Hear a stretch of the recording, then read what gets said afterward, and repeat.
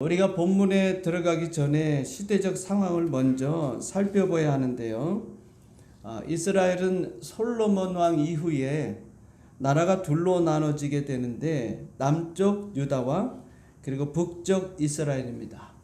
남쪽 유다는 다윗의 후손들이 통치했고요. 북쪽 이스라엘은 오므리 아들 아합이 통치할 때입니다.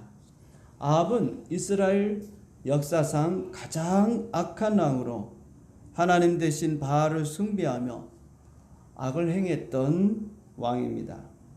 아합이 바알 숭배에 열심을 낸 이유는 첫째는 아내 이세벨, 즉 왕후 때문이기도 합니다. 이 아내 이세벨은요, 바알을 숭배하는 제사장의 딸이에요.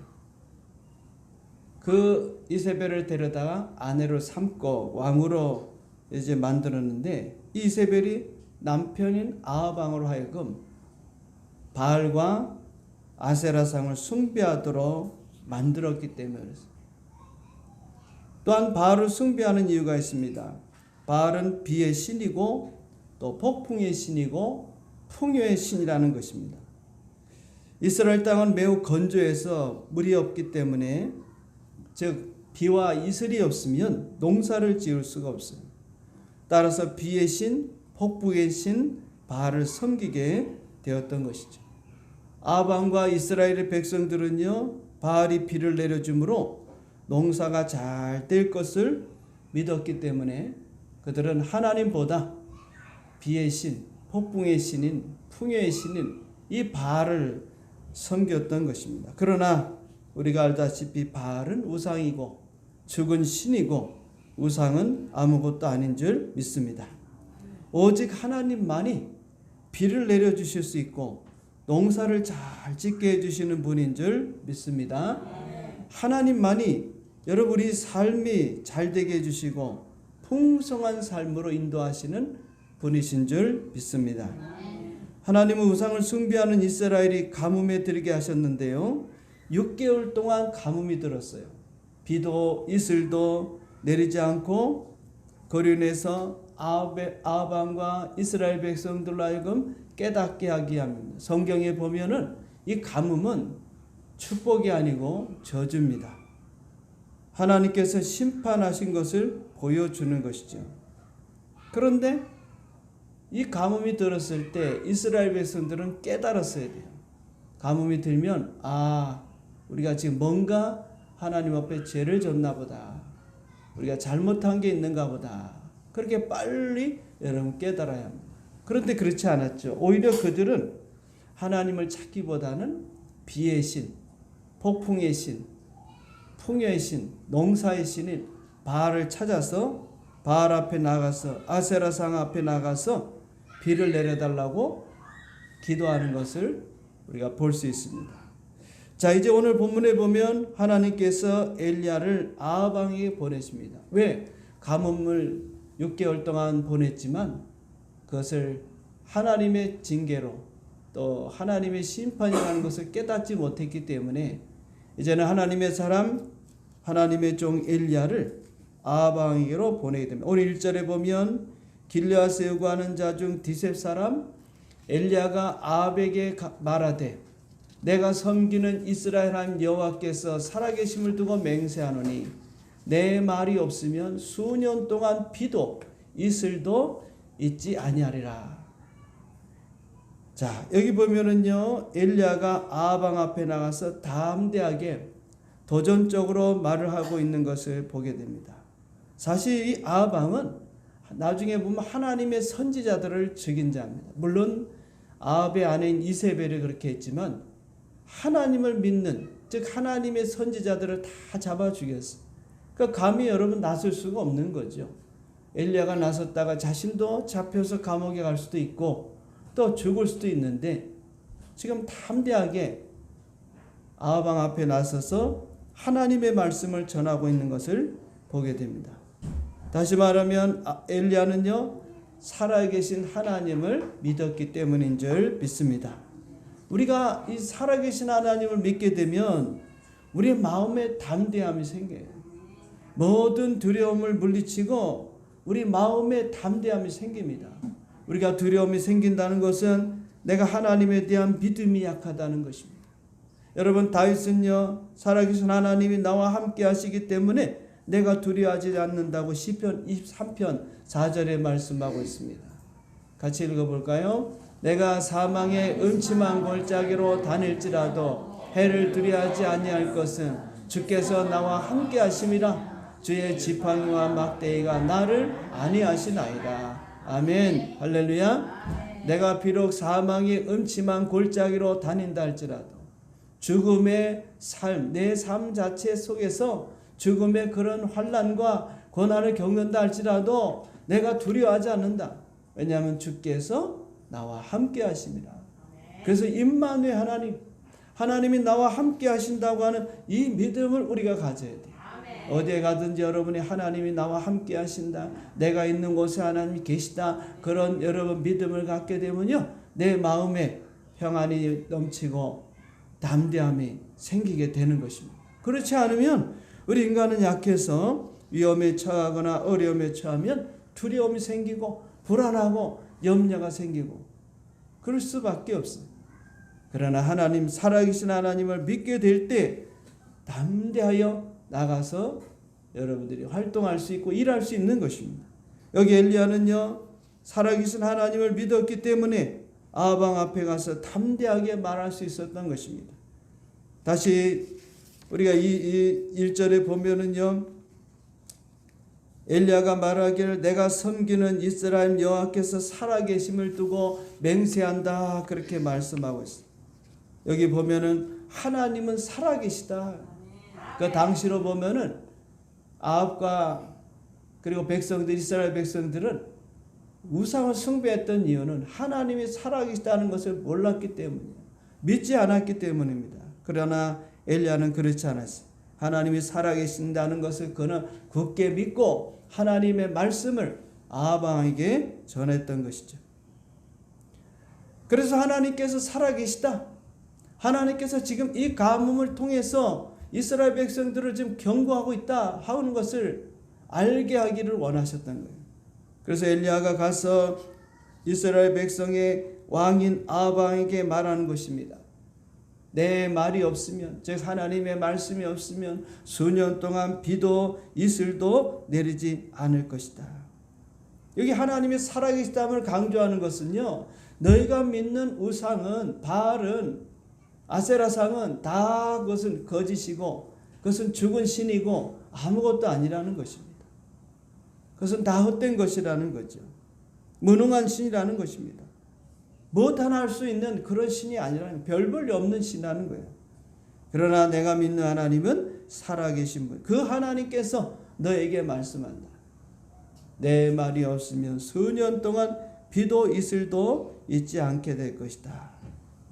그러므로 여러분, 그 전에 이 6개월 동안 가뭄이 그냥 우연이 아니라는 것입니다. 하나님께서 이스라엘을 심판하시고 그들을 깨닫게 하기 위해서 하나님께서 주신 심판입니다. 이걸 깨달아야 되는 거죠. 깨닫지 못하기 때문에 하나님께서는 다시 더 연장해서 수년 동안 비도 이슬도 내리지 않은 극심한 가뭄으로 고생하는 그런 일을 겪게 된다는 거예요. 여러분, 우리가 하나님께서 어떤 일을 주실 때 그 일이 여러분 안 되거나 또 그 일이 이상하게 흘러갈 때 그걸 통해서 우리가 좀 깨달아야 돼요. 그 순간 여러분 빨리 깨닫고 돌이키면은 그것이 빠른 시간 내에 끝날 수 있지만 그렇지 않으면 오래 연장이 됩니다. 길어질 수 있다, 그 말이에요. 여러분, 이스라엘은요, 농경사회입니다. 그렇기 때문에 비와 이슬이 절대적으로 필요한 것입니다. 이스라엘은 지중해성 기후로 우기와 건기로 나누게 되는데 우기 때는 비가 내리고 건기 때는 비가 오지 않아요. 그러나 이슬이 내림으로 인해서 밭농사를 질 수가 있게 되는 것이죠. 그렇기 때문에 이 비와 이슬이 내리지 않는다는 것은 농사하는 이들에게서 큰 타격이고 더 나아가서는 사람의 생명까지도 위협이 되는 것입니다. 사실은 적절한 비는 축복이고요, 가뭄은 하나님의 심판이라고 우리가 볼 수 있어요. 여러분, 가나안 땅은 주님이 하나님이 주신 축복의 땅입니다. 젖과 꿀이 흐르는 이 복된 땅이에요. 번성하는 땅이고 풍요의 땅입니다. 왜냐하면 하나님께서 이 땅을 돌봐주시기 때문에, 그 안에 살고 있는 이스라엘 백성들을 하나님이 다 돌봐주시기 때문에 이 땅에 사는 이스라엘 백성들에게는 하나님의 복을 받게 되어 있습니다. 따라서 가나안 땅에 가뭄이 들다는 것은요, 그들에게 뭔가 문제가 있다는 하나님의 경고인 거예요. 그걸 깨달아야 되는 것입니다. 오늘 하나님께서 이스라엘 백성들에게 여러분 말씀한 내용이 있습니다. 신명기 11장 9절 이하에 보면 이렇게 말씀하고 있습니다. 또 여호와께서 너희 조상들에게 맹세하여 그들과 그들의 후손에게 주려 하신 땅 곧 젖과 꿀이 흐르는 땅에 너희 날이 장구하리라. 그래서 가나안 땅은 무슨 땅이라고요? 젖과 꿀이 흐르는 축복의 땅이라. 이 신명기라는 것은 이스라엘 백성들 아직 가나안 땅에 들어가지 않은 이세들에게 지금 주시는 말씀이에요. 광야에서 많은 사람들 1세대 애굽 출애굽 1세대가 다 죽고 거기서 태어나고 20세 이상 된 그런 사람들만 이제 가나안 땅에 들어가는데, 그들에게 주시는 하나님의 이 너희가 들어간 이 가나안 땅은 젖과 꿀이 흐르는 축복의 땅이다. 거기에 가서 너희의 날이 장구하리라 했어. 자, 그 다음 10절에 보면은요, 내가 들어가서 차지하려는 땅은 내가 나온 애굽 땅과 같지 않다.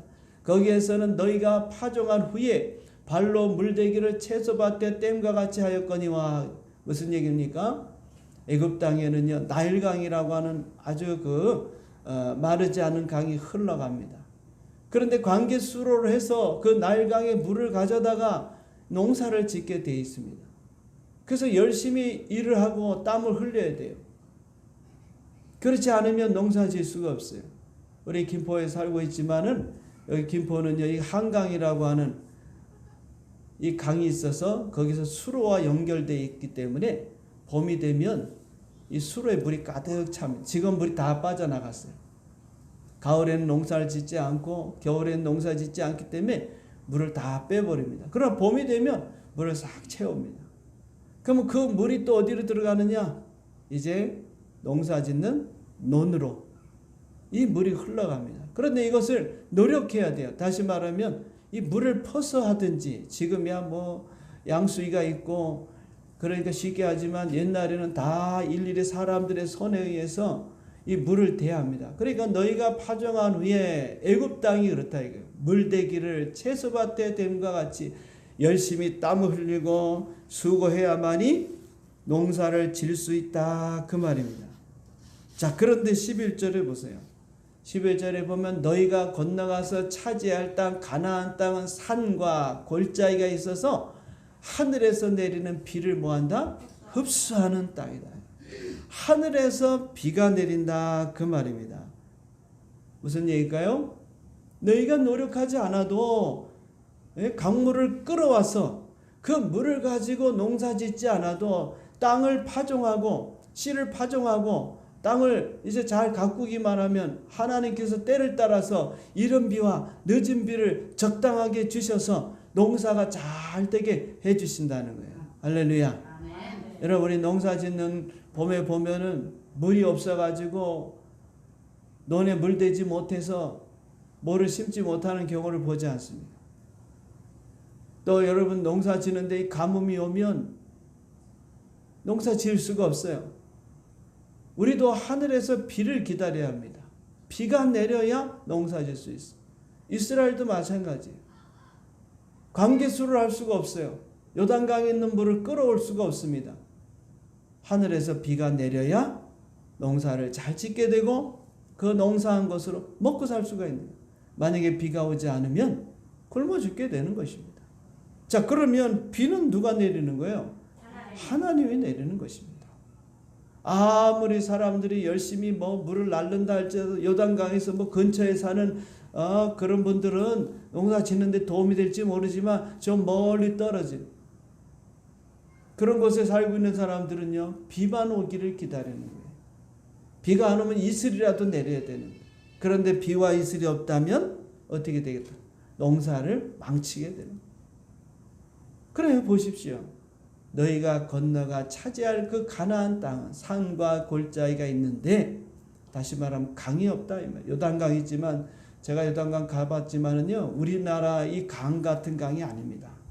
그저 폭이 한 30m, 뭐 우리로 말하면 그 뭐라 그럴까요? 뭐 뭐라 그러죠? 또랑 개천 뭐 이 정도입니다. 뭐 강이라 해서 저도 성지순례 가기 전에는요, 우리 한강이 긴 데는 2km 넘고 대부분 1km 정도 넘는데 그걸 상상하고 제가 설교를 했어요. 왜냐하면 보지를 못했으니까.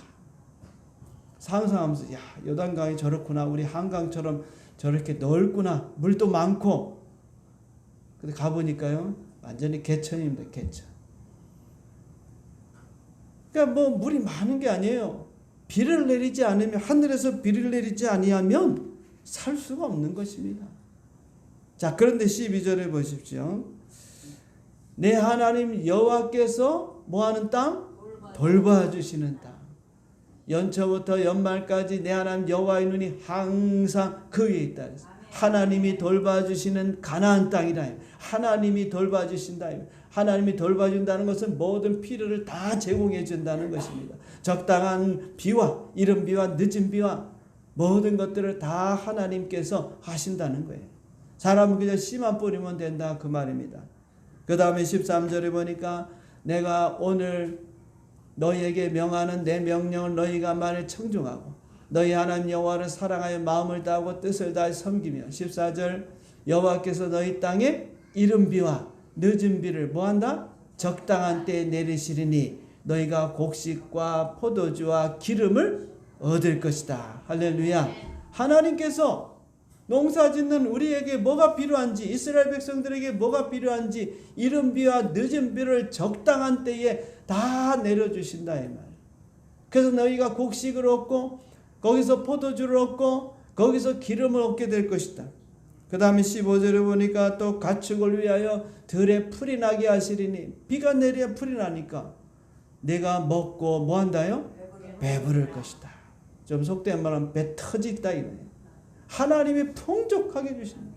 농사 지을 수 있도록 도와주시고, 들에는 비가 내리니까 산천의 초목들이 풀이 좋아가지고 짐승들이 먹고 살찌고, 그래서 그걸 통해서 이스라엘 백성들이 뭐예요? 먹고 사는데 배부를 정도로 배 터지도록 풍요롭게 내가 너희들에게 복의 복을 더하여 줄 것이다.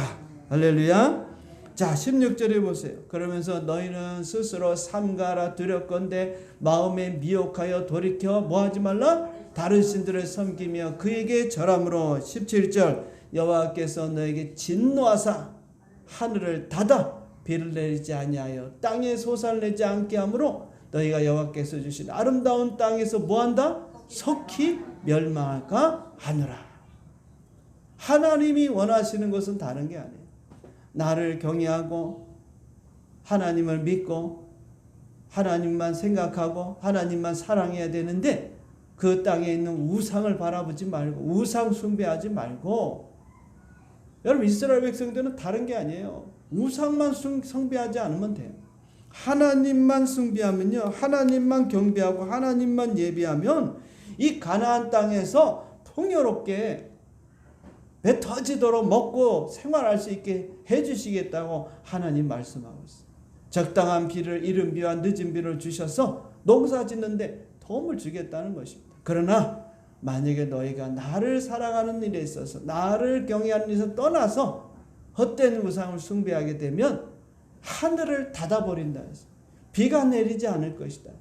그러면 땅에 여러분 농사를 지어서 먹고 살아야 되는데 그럼 아무것도 먹지 못하니까 결국 그 아름다운 하나님이 주신 아름다운 땅에서 속히 멸망할 수도 있게 된다는 것입니다. 오늘 여러분 다른 게 없어요.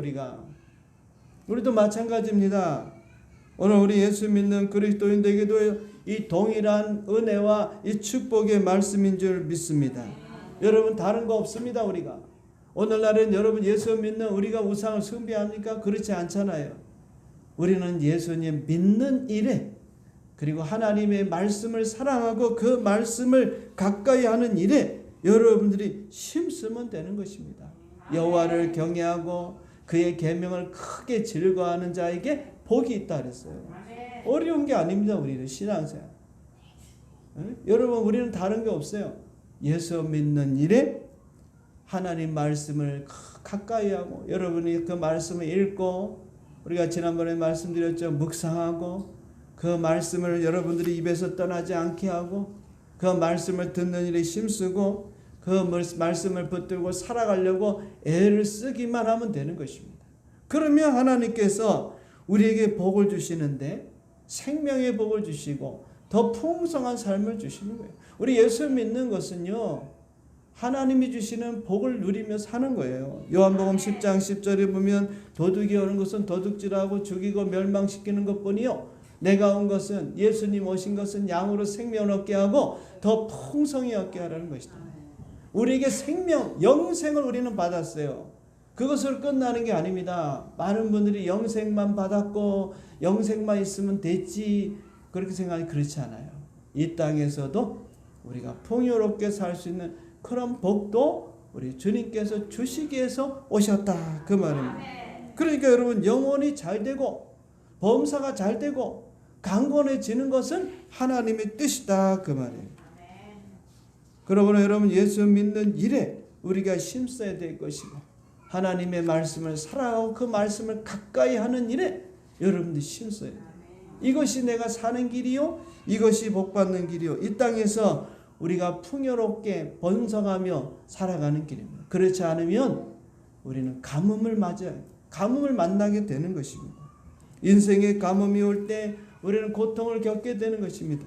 어려운 일을 겪게 되는 것이. 그럴 때 여러분 빨리 깨닫고 내가 이래서는 안 되겠구나. 내가 정신을 차려야 되겠구나. 주님 믿는 일에 우리가 열심을 내야 되겠구나. 로마서 12장 11절에 보니까 부지런하여 게으르지 말고 열심을 품고 뭐하다? 주를 섬겨라. 열정을 가지고 주를 섬기라 그 말입니다.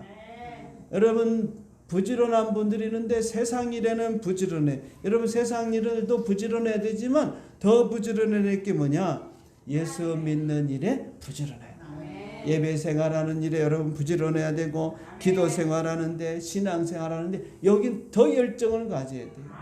그냥 액세서리로 그냥 기도하고 예배도 그냥 갈 수도 있고 안 갈 수도 있고 그게 아닙니다. 여기다가 여러분 목숨을 걸지 않으면 내 삶이 잘 될 수가 없어요. 하나님이 어떻게 그런 사람들에게 복을 주겠습니까? 생명을 걸고 여러분 열심히 해야 돼요. 열심히.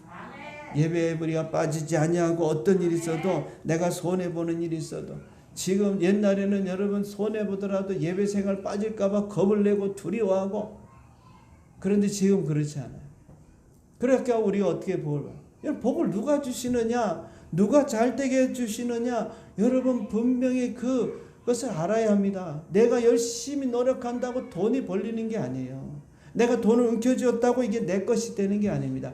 하나님이 여러분에게 돈을 움켜줘야 돼요. 여러분들에게 돈을 주셔야 되고 물질을 주셔야 되고 건강을 주셔야 되고 여러분이 능력을 주셔야 되지 내 힘으로 되는 게 아니에요.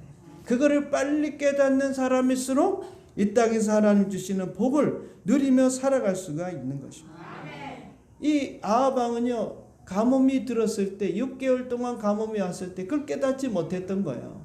그래서 하나님께서 경고하고 그들을 깨닫게 해서 엘리야를 통해서 하나님의 말씀을 전해주시고 그리고 정신을 차리라고 경고하고 있는 것입니다. 그럴 때 여러분 빨리 어떤 사람이 지혜로운 사람이냐 이런 것들을 감각적으로 깨닫는 사람이에요. 여러분 세상적인 지혜가 아닙니다. 영적인 감각 지혜가 있어요. 우리가 다 잘 알 수가 없어요. 여러분 돈 버는 사람은요 돈 버는 감각이 있습니다. 그 감각은 하나님이 주시는 거예요. 이거 하면 되겠다. 남들 한다고 했다가는 여러분 쫄딱 망합니다. 남 하는 거 따라하지 말고 하나님이 주시는 그 감각으로 여러분들이 어떤 일을 투자하든지 어떤 일을 사든지 어떤 일을 팔든지 그래야 돼요. 여러분 땅을 사면 오히려 그 땅값이 떨어지고 땅을 팔면 오히려 반대로 올라가고 이런 일이 있지 않습니까? 이거 왜 그럴까요? 내 감각으로 하니까 그런 거예요. 그러나 하나님의 감각으로 하면 잘 될 수밖에 없는 거예요. 하나님이 깨달으면 그렇기 때문에 여러분들이 열심을 품고 주를 섬기고 우리가 믿음을 지키면 하나님께서 여러분에게 지혜를 주신다면 감각적인 그런 능력을 주셔서 그 일을 할 수 있는 그런 길을 열어주시는 거예요. 그렇지 않으면 여러분 우리가 잘 될 수가 없어요. 하나님의 도우심이 아니면 안 돼요.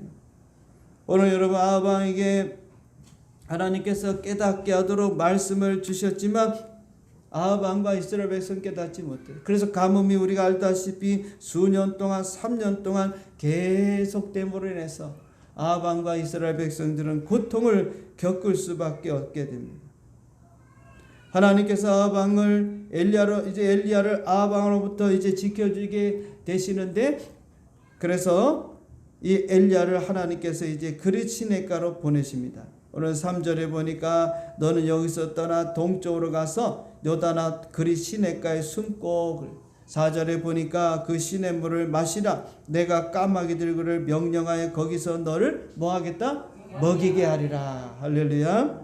하나님의 말씀을 들은 엘리야는 추워도 의심하지 않고 하나님의 말씀을 믿고 그릿 시냇가로 갔습니다. 사실 우리로 말하면 우리 같으면 산속 깊이가 숨어 있어라. 아합 왕이 너를 찾을 것인데 너를 죽일 것인데 우리가 말하면 산속 깊이 그죠? 깊은 저기 강원도 저 깊은 골짜기 안에 들어가 있어라. 또 아니면 어디 구레가 있어라. 이스라엘로 말하면 저 광야 사람들이 없는 그 광야에 가서 숨어 있어라. 그렇게 하나님 말씀하셔야 되는데 그렇지 않아요. 오히려 어떤 면에서 보면은 이 그릿 시냇가는 물이 있는 곳이니까 노출된단 말이에요. 다른 사람에게 노출될 수도 있고 발각될 수 있는 그런 곳으로 하나님께서 엘리야를 보내고 있는 것을 볼 수 있습니다. 그러나 엘리야는요 하나님의 말씀 그대로 순종하고 그릿 시냇가로 갔다 그랬습니다. 5절에 보면 그가 여호와의 말씀과 같이 하여 곧 가서 요단아 그릿 시냇가에 머물매. 하나님의 말씀과 같이 오늘 여러분 하나님 우리에게 주시는 말씀이 있을 때 그 말씀이 내 생각이나 상식이나 내 이해가 되지 않아도 그 말씀대로 행해야 우리가 복을 받게 되는 거예요. 여러분 내 생각에는 아닌 것 같은데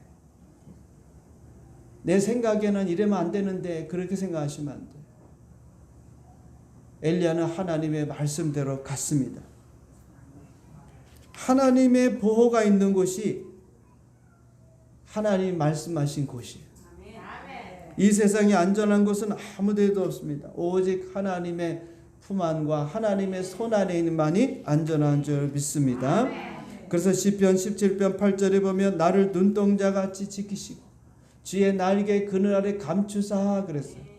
주님의 날개 그늘 하나님의 품 안이 제일 여러분 안전한 곳이고 거기가 평안한 곳인 줄 믿습니다.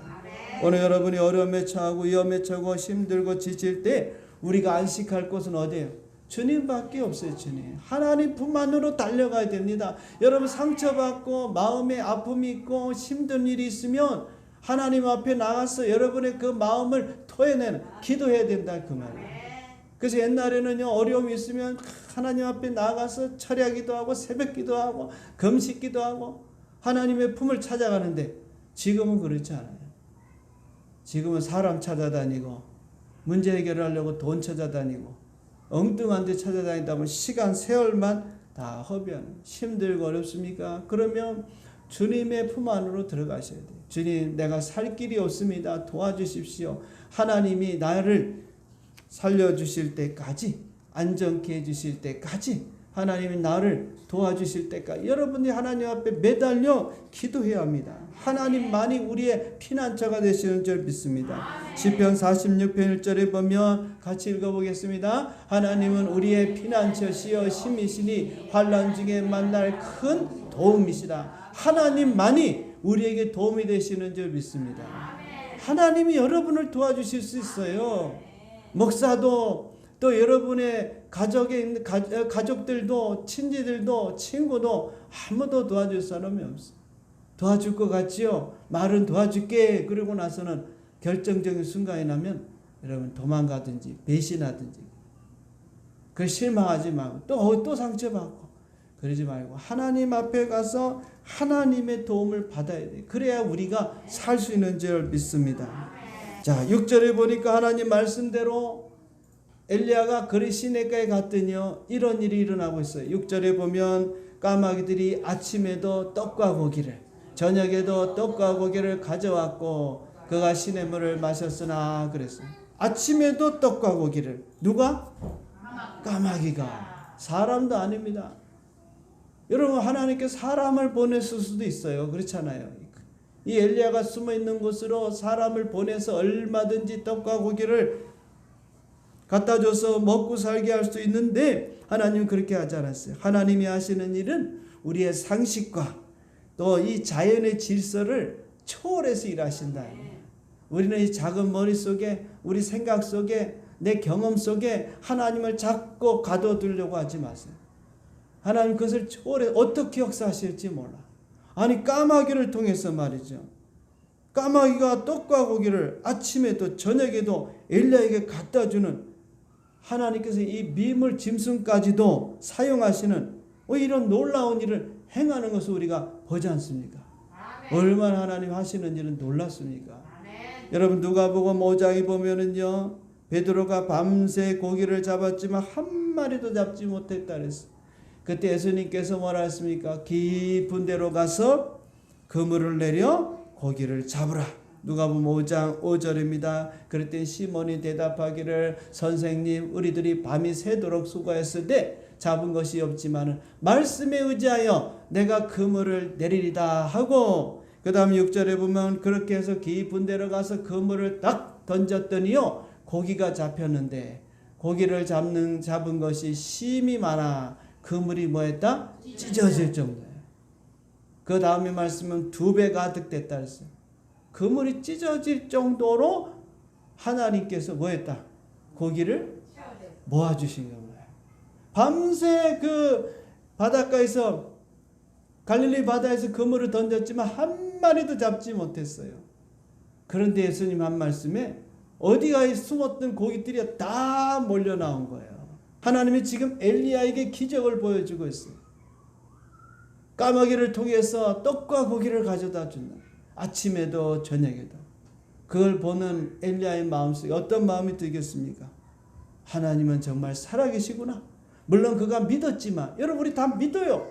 그런데 아무래도 사람인지라 그런 체험을 하게 되고 그런 일을 보게 되면 우리의 믿음은요, 한 단계 더 업그레이드가 되는 거예요. 어쩔 수가 없습니다. 여러분, 안 보이고 안 잡고 믿으려고 해도 이게 믿음이 그렇게 쉽게 되질 않아요.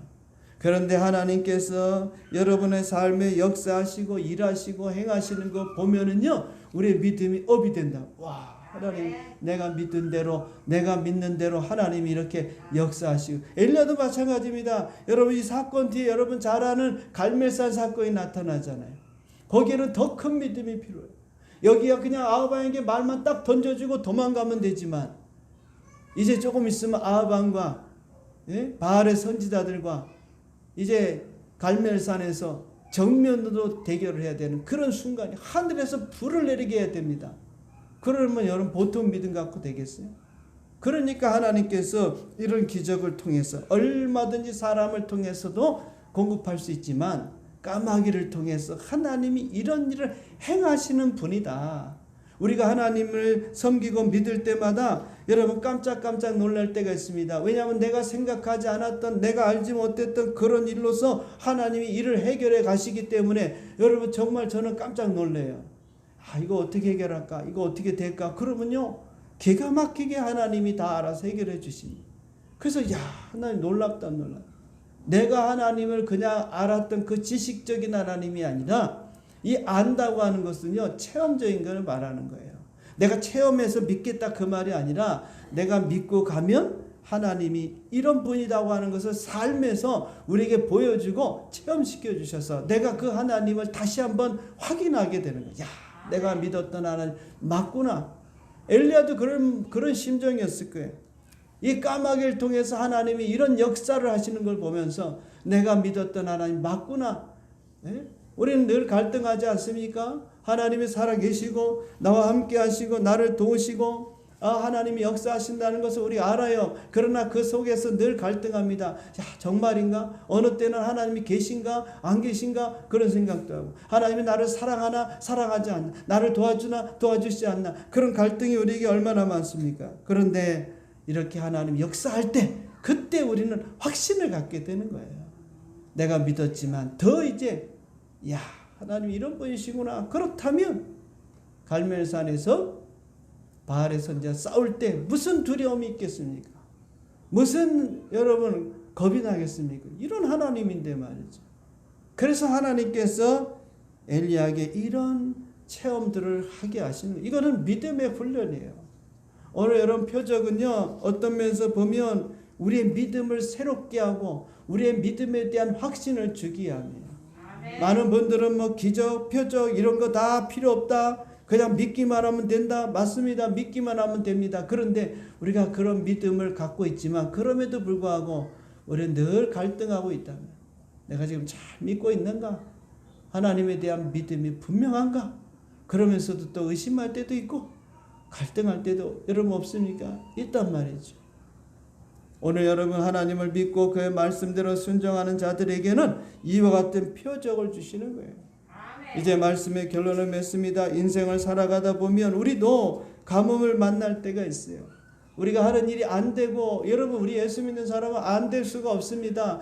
안 되면 이상한 거예요.